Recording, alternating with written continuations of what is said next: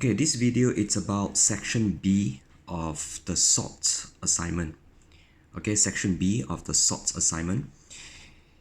A student was asked to prepare lead 2 chloride using the following chemicals. So this is a salt preparation, lead 2 chloride. So first thing you need to know that is that lead 2 chloride is an insoluble salt. So insoluble salt, that means you have to use the precipitation method. So how do you know it's insoluble salt? Again, you have to be able to memorize the solubility table. So this is the solubility table. Lead 2 chloride is here. So it is insoluble salt. And in order to prepare insoluble salt, you need to use precipitation method. So the three methods of salt preparation you must be very familiar with. And precipitation method, you need to use a two aqueous solution, two soluble solution mixed together. So in this case, you have to prepare lead 2 chloride using lead 2 carbonate, dilute nitric acid, and aqueous sodium chloride. So this is not a one-step process, so you have to use more than one step. Is lead 2 chloride soluble in insoluble salt? So as I mentioned, insoluble salt. Which method? Precipitation method. And the question tells you that the student first reacted lead 2 carbonate with dilute nitric acid. Okay, lead 2 carbonate, dilute nitric acid. Of course, this is acid and carbonate, so you will get salt, water, and carbon dioxide. Okay, so acid and carbonate, you get salt, water, and carbon dioxide. So carbon dioxide is produced. The other two products would be the salt. So in this case, the salt will be the first part of the name of the salt must be a metal. The second part of the name of the salt must be from the acid. Since this one is nitric acid, so it is lead 2 nitrate. Okay, lead 2 nitrate and water. So remember the name of the salt. The first part of the name of the salt must be a metal, must be a positive ion. And then the negative, and then the second part of the name of the salt must be from the acid. If let's say this one is dilute sulfuric acid, then that would be lead 2 sulfate. If this is hydrochloric acid, that will be lead 2 chloride. So in this case is dilute nitric acid, so it is lead 2 nitrate. He then added some aqueous sodium chloride to the mixture obtained as shown in the diagram. Alright, so you have to add sodium chloride to the mixture. So the mixture in this case would be lead 2 nitrate and water. Okay, so it's mostly lead 2 nitrate. So add to the mixture, a white precipitate was formed. Name this precipitate. So in this case would be lead 2 nitrate. So you have got sodium chloride and lead 2 nitrate. So what do you think would be the name of the product? So the name of the product would be sodium nitrate and lead 2 chloride. Okay, they mix and match the positive and the negative ion. Sodium nitrate and lead 2 chloride. So the precipitate, of course, is lead 2 chloride because sodium nitrate is not a precipitate, it is soluble. All spar salts are soluble, so sodium is part of the spar salt. Write the Ionic equation for the reaction between these two chemicals. Include the state symbol. Now this is actually a precipitation method. I mean a precipitation reaction. Precipitation reaction meaning that two soluble solution mixed together and then a precipitate is formed. So when you want to write Ionic equation for a precipitation reaction, it's actually very simple. All you need to do is write down the chemical formula of the precipitate on the right hand side. So the precipitate in this case is lead 2 chloride. Okay, precipitate in this case is lead 2 chloride. Then after that, okay, on the right hand side of the arrow, and then on the left hand side of the arrow, all you need to do is to treat this precipitate as aqueous and then split it into its ions. So what are the ions that form lead 2 chloride? So the ion would be lead 2 ion, and then plus the chloride ion, but there are two chloride ion, so it's 2 like this. Alright, again, this is a shortcut way. Okay, the shortcut way of writing Ionic equation for the precipitation reaction. So all you need to do is to write down the chemical formula of the precipitate on the right hand side of the arrow, and then on the left hand side of the arrow you split this precipitate into its ions, and that would give you the ionic equation for this reaction. So your question, so I'm sure you would be asking, then where is the sodium nitrate? The sodium and the sodium ion and the nitrate ion, they are actually the spectator ions, so they'll get cancelled off in the ionic equation. Okay, the precipitate was filtered and washed several times with cold distilled water. Why was this done? Okay, so if you have so if let's say you have sodium nitrate, sodium chloride, and lead 2 nitrate. Okay, so you have a sodium chloride,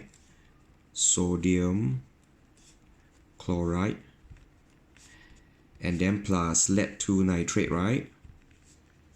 Lead 2 nitrate, and then you will get sodium nitrate plus lead 2 chloride. So this is what we want, the precipitate. So the reason that we have to filter and wash several times with cold filtered distilled water, it is basically to remove the sodium nitrate that we do not want, because they are actually formed together. This precipitate that we want, it's formed together with the sodium nitrate that we do not want. That is why after we obtain our lead 2 chloride, there will be some sodium nitrate sticking to it. So it is to remove the excess reactants. So actually, this answer is not very good. It is actually to remove the sodium nitrate.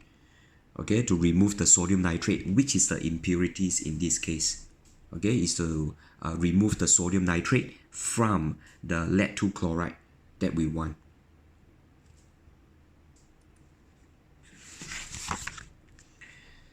Okay, for number 2, a student wanted to prepare some pure dry crystals of potassium chloride. He used the apparatus below. So potassium chloride, this one is a spar salt. Because potassium, the P stands for potassium. Spar salt. So spar salt, as you can see from your textbook or from the mind map, spar salt, to prepare spar salt, you have to use this titration method. See, only for spar salt, you have to use titration method. Name the acid A in the burette. So if you want to prepare potassium chloride, and then you have potassium hydroxide. So this potassium hydroxide would be the alkali. So your acid must have chloride inside, since the alkali has potassium. Okay, you want to prepare potassium chloride, so your acid must have chloride. So the only acid that has chloride would be hydrochloric acid. What apparatus should be used to measure out 25 cm3 into the conical flask? So if you want to transfer 25.0 cm3 of potassium hydroxide, you got to use a pipette.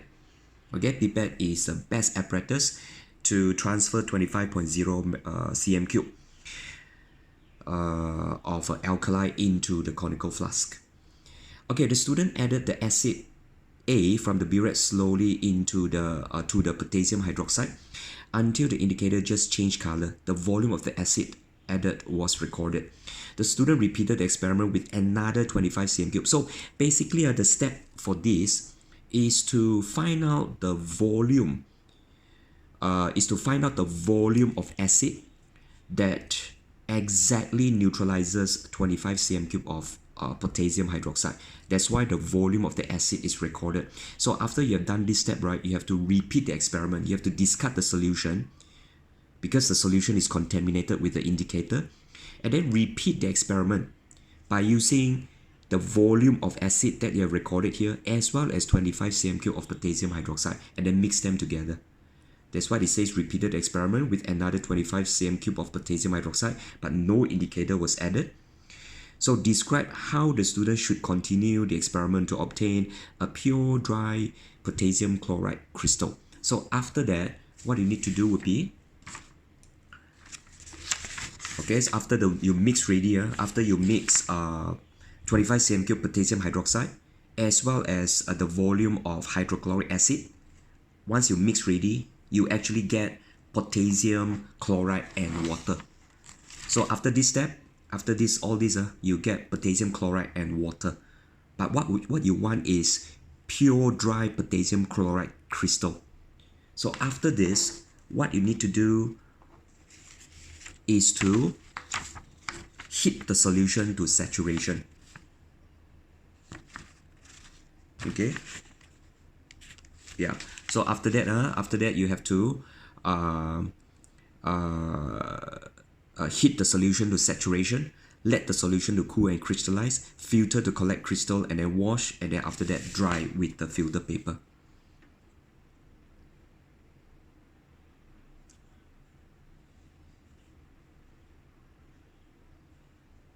So after this is basically to heat the salt solution to obtain a saturated solution, which is a saturated potassium chloride. Then after that, you have to cool it, filter, wash, and then dry it with the filter paper. Actually, this step is not needed because the same volume, this step has already been mentioned here. The student repeated the experiment with another 25 cm cube, but no indicator. Oh, sorry. Actually, after this, you still have to the same volume of hydrochloric acid, still have to. That means the volume of hydrochloric acid recorded here, you have to measure it and add it to the 25 cm cube of potassium hydroxide. After you have done this step, you will get potassium chloride and water. Then you heat the potassium chloride and water to saturation. That means remove the water. Then after that, cool and crystallize. Then filter, wash, and press dry. Okay, so this step, you need it.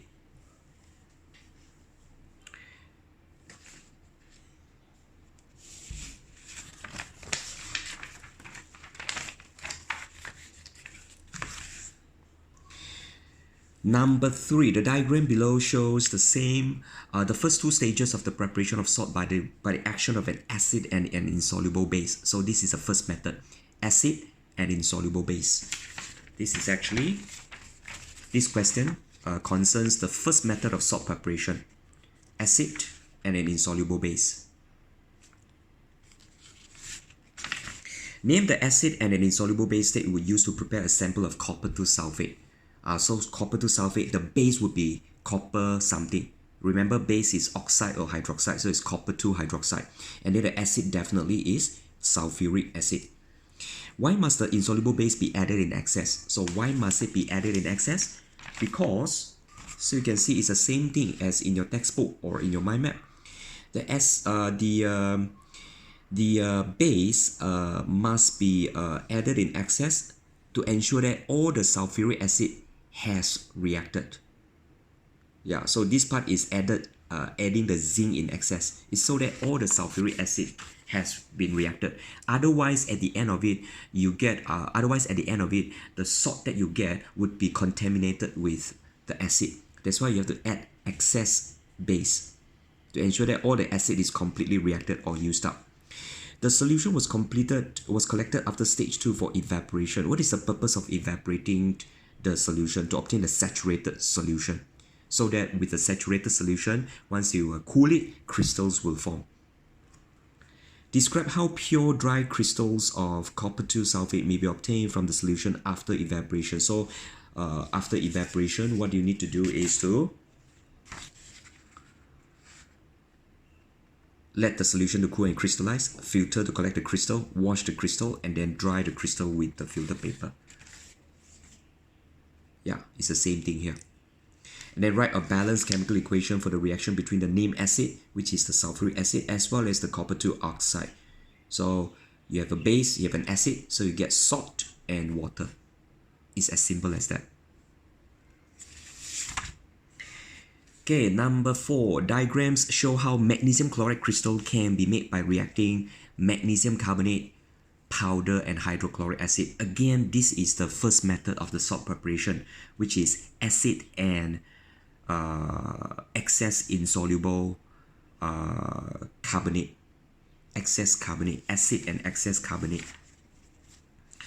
Using the letters P, Q, and R, write down the order in which these steps should be carried out to produce magnesium chloride crystal.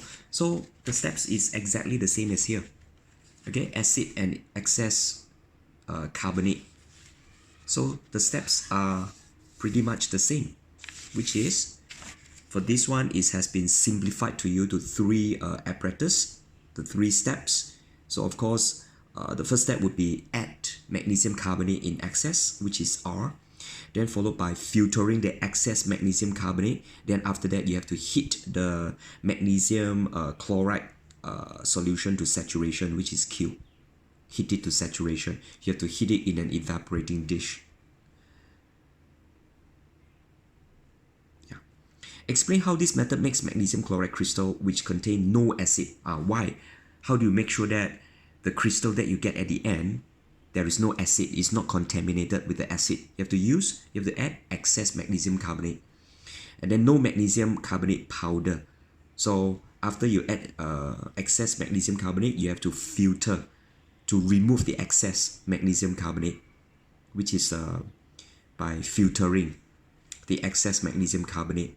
Suggest another substance that can react with hydrochloric acid to form magnesium chloride. So besides excess carbonate, acid and excess carbonate, what else? You can excess base or excess metal. So you can either use magnesium metal or magnesium oxide, magnesium hydroxide. These are the bases. Bases are oxides and hydroxides. So the first 4 questions is on salt preparation. Now we look at this, the flowchart method, the QA flowchart questions, the CSI, crime scene investigation.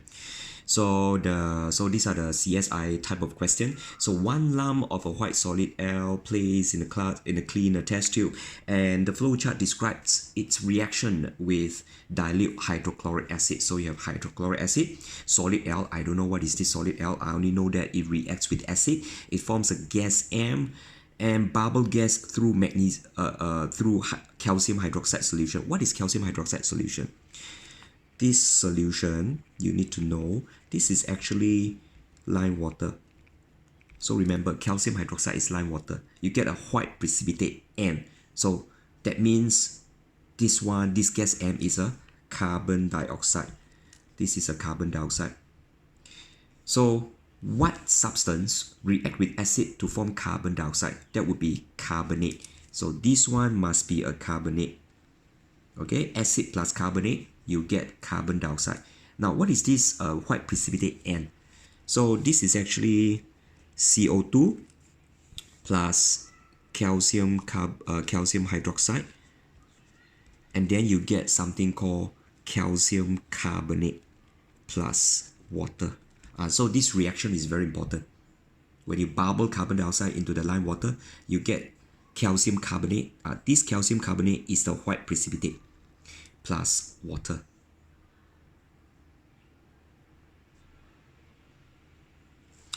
Then you add hydrochloric acid, you get potassium chloride solution.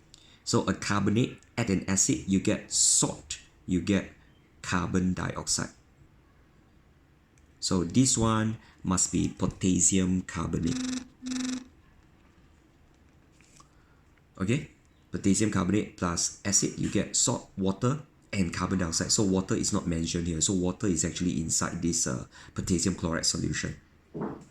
So you can answer all the questions already. Write word equation. Word equation, which is what I just mentioned, potassium carbonate plus hydrochloric acid produces potassium chloride, carbon dioxide, and water. Chemical equation, yeah. So potassium carbonate. When you write chemical equation, when you write the chemical formula for potassium carbonate, always write the ion first. Potassium group 1.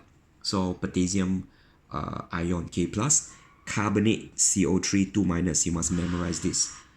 And then you cross multiply, you get K2CO3. That's why you get K2CO3. Easy. This is the QA CSI question. Okay, let's look at the next one. You have calcium oxide plus acid, you get colorless solution. Okay, so this question actually up until R, I don't know what is going on. But then after that, I add acidified silver nitrate solution. What is the meaning of acidified silver nitrate solution? It means add nitric acid followed by silver nitrate. That is the meaning of add acidified silver nitrate solution. So, and if you can recall, if you have been memorizing the anion test, it is actually a test for an anion. What is the test? So let's look at your textbook or the mind map. You add nitric acid followed by silver nitrate. So this is actually to test for the presence of chloride ion. If a white precipitate is is observed, that means silver chloride is present, is formed. So that means chloride ion is present. So it is a test for chloride ion. So in this case, your white precipitate S is formed, so you know already your white precipitate is silver chloride. And you know that chloride is present. Chloride is present here. So this colorless solution, there is chloride. The other one, the positive ion, I don't know. Add acid. So this chloride must have come from the acid because there is no acid here. So the only acid that has chloride is hydrochloric acid. So this T is hydrochloric acid. And then you have a base. This is actually metal oxide. Calcium oxide is a metal oxide, is a base. A base plus acid. Acid base, you get salt and water. So this colorless solution must be calcium chloride. So this one must be calcium chloride. Okay? So all these unknown solution, you identify them from here. So this is a very important clue. If you don't memorize your QA, right, or the test for anion, test for cation, then you won't be able to solve this. So this is a very important clue. So you need to know that add nitric acid plus silver nitrate is to test for chloride ion. And then if you get a white precipitate, that one is silver chloride. The white precipitate is silver chloride. Then after that, you can work upward, work backward. Then you can identify what is R, what is T. Then here, add excess water, calcium oxide plus excess water. Okay, and then you bubble in carbon dioxide gas. You get a white precipitate. So this P must be lime water. This P must be lime water. And what is the chemical formula of lime water? Calcium hydroxide. I just told you. And of course, if you get a white precipitate, this white precipitate must be calcium carbonate. Okay, and this one is also very important. Your calcium oxide. So you have got calcium oxide plus water. You get calcium hydroxide. So most of the time it's like that. An oxide, a metal oxide, you dissolve it in water, you get a metal hydroxide. Oxide, water, you get hydroxide. So that's it. So all this, state the chemical formula. So must be chemical formula. Previously in the previous question, it said name, so it must be the chemical name. Cannot be chemical formula. If you write chemical formula here, you won't get anything, any marks.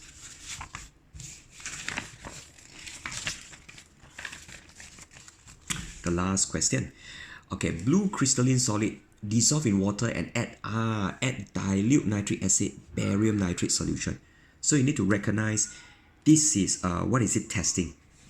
Dilute nitric acid barium nitrate. Again, refer to your textbook or your mind map. Dilute nitric acid barium nitrate or barium chloride. So barium nitrate is a test for sulfate. If a white precipitate is obtained, that is barium sulfate. So this white precipitate must be barium sulfate. Okay, which means that this blue crystalline solution, there is sulfate inside. When you see blue, very likely there is copper 2 plus, CO2 plus. Dissolve in water and warm with sodium hydroxide, gas N, that turns red litmus paper blue. So this one must be ammonia gas. A blue precipitate, oh, you add sodium hydroxide, you get a blue precipitate. So it must be copper 2 hydroxide. The hydroxide is here, the copper 2 is here. Hydroxide is from here, copper 2 is from here. And then if you add dilute sulfuric acid, you get a blue solution. So copper 2 hydroxide plus sulfuric acid, the blue solution must be copper 2 sulfate. Evaporate slowly, you get blue crystal, is also copper 2 sulfate. Evaporate is not a chemical equation, it's not a chemical reaction. It's merely removing the water. So this and this, they should be the same. So remember, evaporate or dissolving, they are not chemical reactions, meaning that the chemical will not change, they are just merely removing the water. So all this solved ready. Write ionic equation produces precipitate O.